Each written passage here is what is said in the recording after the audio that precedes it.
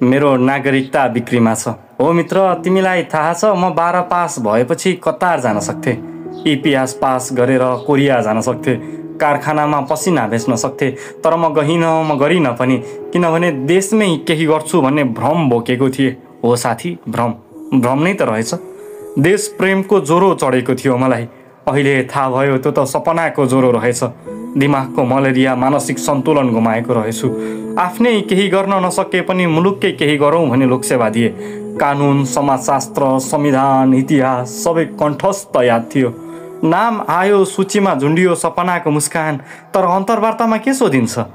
तपाईँ कुन नेताको मान्छे? म मौन भएँ। फेरि सोधियो, कुन जात हो तपाईँको? म अझ मौन भएँ। तेस्रो प्रश्न, सिफारिस छ कि छैन? त्यसपछि मानौ मौनताले नै हार मान्यो। मेरो सपना च्यातियो र त्यो फाइल 2 हात पर ढकालियो अनि मलाई बाहिर निकालियो। अब म भोलिको जागिरको तालिममा होइन, आजको बेरोजगारीको तालिममा छु। देशको अर्थतन्त्रमा होइन, सिस्टमको अर्थहीनतामा छु। मलाई भनियो, तिमी योग्य छौ तर सक्षम छैनौ। मैले बुझ्न सकिनँ भन्न के खोजेको, किनकि म ठुलो मान्छेको भतिजा होइन, धनी बुवाको छोरा पनि होइन र सेटिङ गर्न हामी कसैले आउँदैन। त्यसैले निर्णय गरेको छु, मेरो नागरिकता बिक्रीमा छ। सुन, यो कुनै स्मार्ट कार्ड होइन, यो मेरो परिचय पत्र हो, मेरो पीडाको, मेरो अदृश्यताको प्रमाणपत्र हो। र यो जुन मुलुकको नागरिकता हो त्यो देशको नागरिक हुन मलाई लज्जा छ, जसमा लेखिएको छ name nobody, father's name, countries failure, citizenship type, emotional full, occupation hopeful, unemployed. हे राष्ट्र, तैँले मलाई जन्म दिइस् तर जिम्मेवारी कहिले लिन मानिनस्। तँलाई खुवाउन मेरा बुवाले पसिना झारे, खेतबारीमा रातो रगत तप तप झारिरहे। आज म यही देशको कार्यालयमा रातो दाग बनेर बाँचिरहेको छु। सगरमाथा टाउको हो भन्छन्, ठिक हो, तर देशको ढाड चाहिँ कति ठाउँमा चर्केको छ थाहा छ? कुनाको गाउँबाट सपना बोकेर आएको म अहिले राजधानीको फोहोरमा स्वाभिमान खोज्दैछु। त्यसैले त साथी, मेरो नागरिकता बिक्रीमा छु।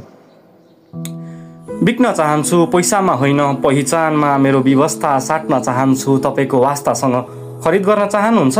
यदि तपाईँको गाडीमा फ्ल्याग छ भने आउनुहोस्, मिलाएर दिन्छु। तपाईँको मोबाइलमा मन्त्रीको नम्बर छ भने आउनुहोस्। तपाईँको चिठीमा सिफारिसको छाप छ भने आउनुहोस्। नागरिकता मात्रै होइन, सँगै म पनि बिक्रीमा आउनेछु। किनभने म त देशमै बसेको एउटा असफल सपना मात्र नहुँ, एक योग्य बेरोजगार। मेरो नागरिकता बिक्रीमा छ साथी हो। बिकाउन मन छैन, तर पेट र प्रतिष्ठा बीचको युद्धमा पेटले नै जित्यो र बेच्न बाध्य भए, विवश भए।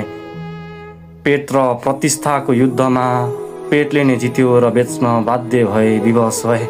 आज युद्ध छ, विपक्षमा मेरो आफ्नै देश छ। मेरा वीर पुर्खाले लडेर मरेर बचाएको देशसँग भइगयो म आफै हार माने।